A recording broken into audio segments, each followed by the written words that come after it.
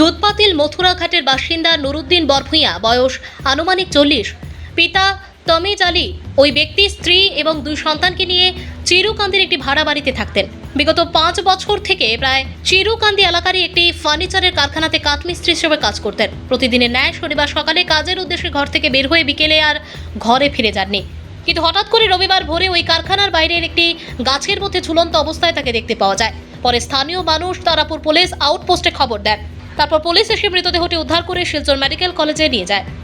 ঘটনাটা হয়েছে কালকে রাত্রে বোধহয় 11টা সাড়ে 11টার সময়, যে নুরুদ্দিন লস্কর করি একটা ছেলে এখানে ফার্নিচারের কাজ করে, মেস্তৈর এইখানে কাজ করে। অরিজিনালি তার দুধপাতিলে বাড়ি। এখানে আমরা পাড়ার মধ্যে চিরকান্দি এই 90 নম্বর পাট্টা এখানে একটা বিয়া করছেন, তাই 2 নম্বর বিয়া। এটা বিয়া করার পরে এখানে থাকেন, তাই ভাড়াতে থাকেন। ভাড়াতে থাকা সত্ত্বে এই ফ্যাক্টরিতে কাজ হয়, ইন্ডাস্ট্রি মডার্ন ফুড ইন্ডাস্ট্রি হয়েছে। এখানে আগেই বিভিন্ন মানে হয়েছে এইরকম ঘটনা হয়েছে। মানে ইন্ডাস্ট্রির ভিতরে কয়েকদিন পরে পরে পাওয়া যেত। এখানে যে এখানে একটা জুলাইল, এখানে একটা লাশ পাওয়া যায়। আমরা পাড়ার মধ্যে প্রতিবাদ করছি যে এখানে লাইট অত বড় একটা ইন্ডাস্ট্রি, এই ইন্ডাস্ট্রির মধ্যে নিয়মিত স্ট্রিট লাইট হইতে লাগে, বড় বড় স্ট্রিট লাইট হইতে লাগে। তাও এটা 28 নম্বর ওয়ার্ড যে মিউনিসিপালিটি, আমরা কইছি, দাবি করছি যে এখানে একটা লাইট দেওয়া লাগে।